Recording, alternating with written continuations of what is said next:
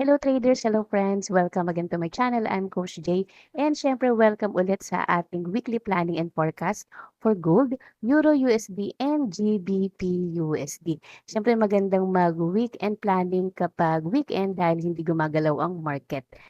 Okay, so before anything else, let me invite you po na dito sa aming community. And syempre po, available na po ang aming Forex course na talaga namang sobrang complete, sobrang comprehensive, kaya talagang matututo po kayo. And syempre, no, kahit mag-join muna kayo sa aming community, meron na agad kaming mga freebie, yan, meron kaming mga e-books, free lang yan. Ayan, meron na agad diyan, 'yan, Moving Average 101, Rich Dad Poor Dad, Candlestick Trading Bible, 'yan, free lang 'yan. Tapos the new Trading for a Living, Trading in the Zone, the Psychology of Market. Oh, 'di ba? Join agad kayo, meron na agad kayong freebie. And siyempre yung aming course ay only 3,500, sobrang ano, halos parang pamigay na nga 'no. Complete na 'yan, siyempre puwedeng-puwede 'yan sa mga zero knowledge, 'yan. Kasi, nilagay na namin dito kung paano mag-open ng account sa broker, ng MT5, siyempre yung mga explanation sa leverage margin, tapos mga navigation, and of course itong framework namin na talagang sobrang madaling intindihin, mage-gets niyo agad, and siyempre hindi lang support and resistance yung tinuturo namin, pati mga price action, okay? Meron kaming mga chart patterns, and siyempre fundamental. Tapos siyempre yung may mga bonuses kami, dito namin ilalagay kung paano talaga kami nagte-trade, okay? 'Yan. So, avail na po kayo for only 3,500, complete na. 'Yan. So, let's move on na dito sa analysis ng chart. By the way guys, hindi tayo makakapag-check ng COT report kasi upon checking, hindi pa updated. Okay, yung report nila dito sa COT perspective as well as dito sa trading stir. Okay? Kaya puro ano muna tayo, chart. Okay, chart analysis. Yan. So looking at the US dollar index first, as you can see na well respected itong channel na 'to. Yan. Okay. Yan. So after mag-bounce dito sa support level nitong channel na 'to, ayan, nag-continue na yung kanyang series of higher highs and higher lows. Okay? So kaya lang ngayon nandito siya sa gitna nitong channel na 'to. And also meron tayong resistance diyan, okey? Kaya watch out ulit tayo kung ano yung magiging behavior dito by next week kasi possible na magkaroon dito ng sell-off dahil siyempre nasa resistance. Alam naman natin 'pag nasa resistance, mga sellers ang present diyan, alright? Tapos looking at the H1 time frame, ayan. Okay, so clearly ang EMA 200 ay pointing upward dito sa S1 time frame. Okay, so very bullish talaga ang dollar index. Kita naman natin yung shift niya 'no, from downtrend, okay, to uptrend. Okay, nagkaroon ng initial higher high dito, tapos and higher low, and then ayan na, nagko-continue na siya tumaas. Alright? Yan. So bullish tayo kay US dollar index. Also, let's read some news. Here, ito. From Reuters, sabi dito, dollar edges higher, buoyed by monetary policy imbalance. The dollar edged higher against the other major currencies on Friday, hitting fresh 8-week high against the yen as data showed strong US economy and as a Federal Reserve patience approach to interest rate cuts stood in contrast to a more dovish peers. Yan. Eh, yan. So overall, it seems like the FX market is hesitating to push or any major moves before the French election in late June, early July, as that remains the biggest focus on European FX in particular. Yan. So kung nakita kasi natin na very bullish ang DXY, For sure ang Euro USD ay bearish, okay dahil inversely correlated sila ni US dollar, 'yan. Ayan, so that's for the XY and now naman let's move on to XAU USD. 'Yan, so looking at the weekly muna tayo. Okay, so here in the weekly time frame, kita naman natin na very bullish talaga ang gold, okay? Dahil nagki-create siya ng series of higher highs and higher lows, which is of course a structure of uptrending market. Ayan. However, currently ang price ay nagko-consolidate lang dito sa area na 'to, okay? Yan. Bakit ko nasabing nagko-consolidate? Dahil nagmo-move lang ang price dito between the strong resistance and a strong support, okay? Yan. Masasabi natin na nasa ranging siya or sideways market if at least 2 touches meron sa resistance and 2 touches sa support, okay? And nagpipingpong lang ang price in between these bounded areas, okay? Also, if we can notice yung ginagawa niya ngayon, after this impulsive move kasi to the upside, nagko-consolidate siya. Alam naman natin kasi na walang market na nagko-continue siya na pataas lang, okay? Hindi ganyan or hindi rin pababa lang, okay? Normally, nagmo-move ang market in a wave, okay? And so, ang basa natin dito sa weekly ay sideways market. Okay? Unless proven otherwise. Let's move on to daily time frame. So, babalikan ko ito by next week if meron na tayong COT report para ma-confirm din natin yung ating analysis with the big players in the market. Alright?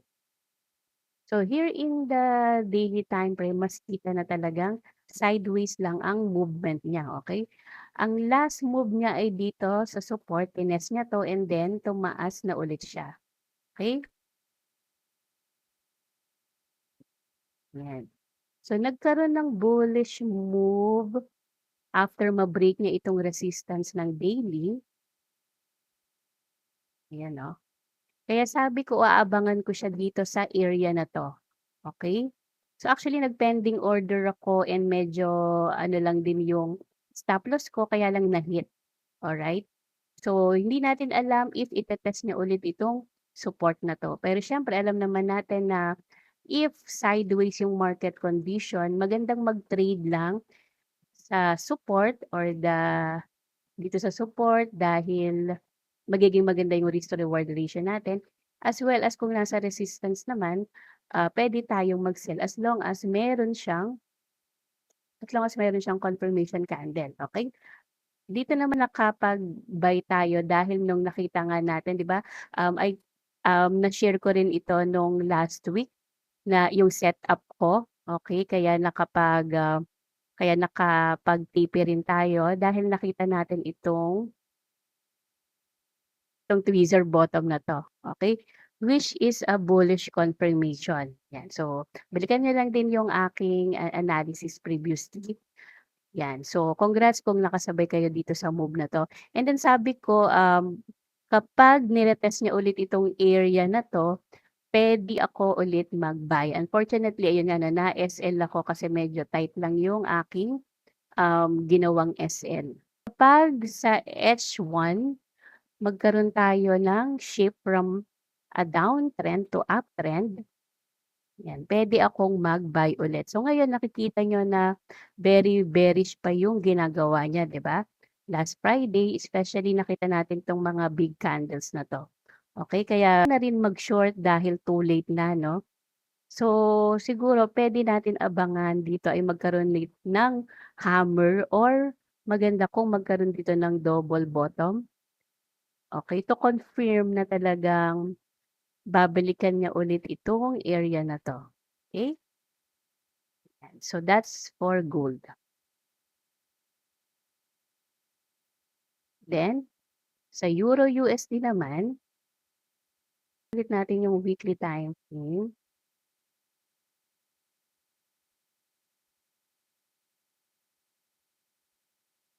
Yan. So, dito sa weekly time frame, makikita naman natin na nagki-create siya ng descending triangle. Okay?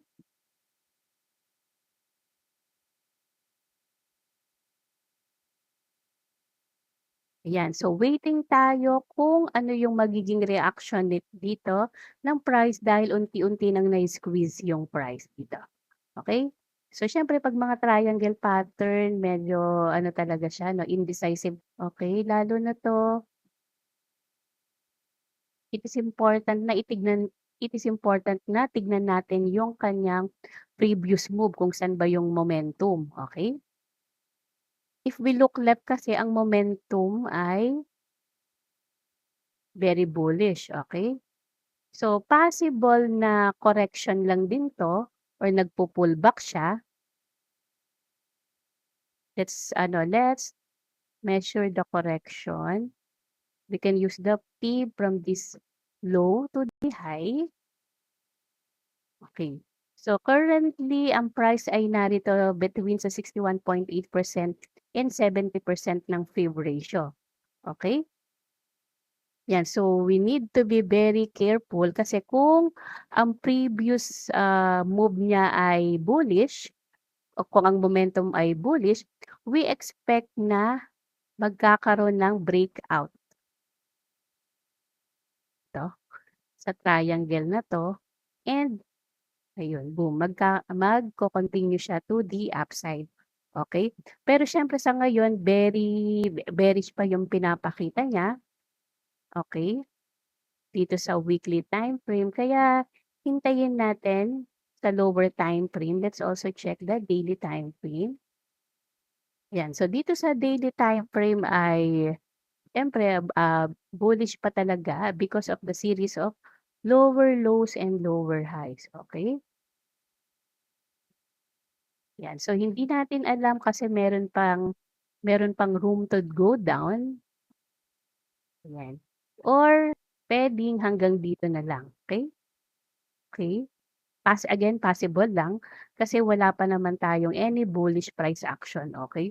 So observe natin if ever man interested pa rin kayong mag-sell tapos ine-expect niyo na bababa dito, meron pa rin naman nasa 40 pips, okay?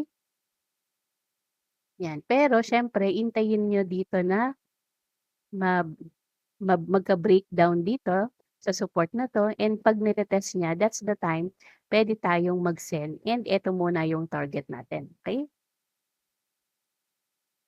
So again, watch out tayo dito sa area na 'to, yan, okay?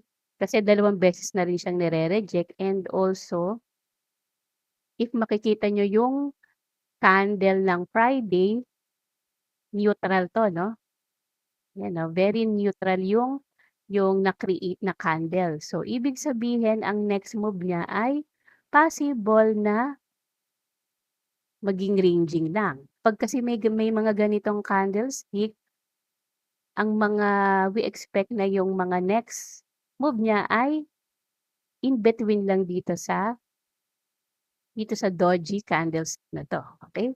Yan, ibig sabihin kasi niyan merong equality between the buyers and the sellers. Alright?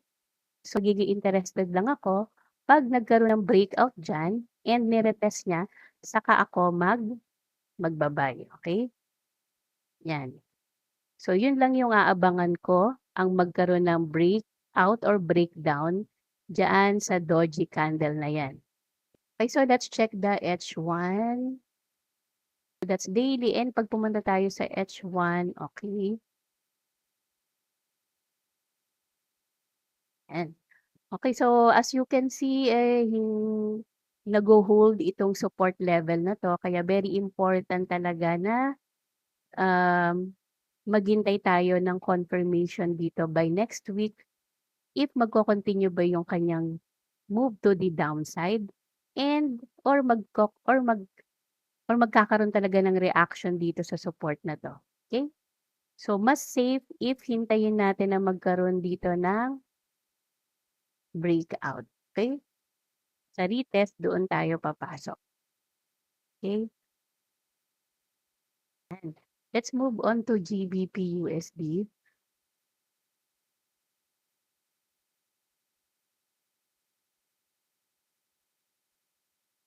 Ayan. Dito sa GBP USD, pinaka-momentum niya ay very bullish rin naman, 'no, okey? Yan, because of the series of higher highs and higher lows. Yan, however, if we will focus on the recent price action niya, okey, ang price ay ranging lang din, okey? Yan. So ito possible meron ditong false breakdown, pero ayun, bumalik ulit siya sa range na 'to, okey? So possible na balikan niya ulit ito, okey? Balikan niya yang area na yan or pullback na 'to and then mag-continue na din siya ulit to the upside. Kasi if nakita niyo, nagke-create din siya ng series of higher highs and higher lows, okey? So possible na correction lang 'to. Ang previous move niya kasi ay very impulsive, okey? We will use the fib from this high to the low. Okay, ang price ay currently sitting dito sa 50% fib ratio na 'to, which is also malakas dahil may mga reactions 'pag pumupunta diyan sa price na 'yan, okay? So, previous resistance siya, possible mag-act as support, okay? Although sa ngayon hindi pa natin alam dahil, bumababa pa siya, okay? Possible pa dahil meron pa tayong areas dito, okay? Kaya very important na i-check natin yung magiging price behavior dito sa level ng 50% fib, okay? Let's move down to daily time frame. Yan. So same as Euro USD, ang na-print na candle ay neutral, okay?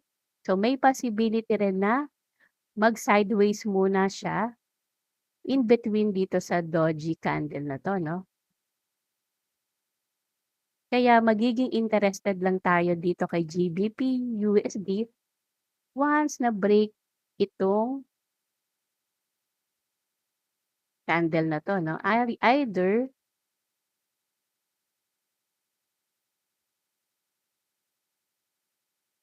magkaroon ng breakout dito tapos ito yung first target natin if we want to buy or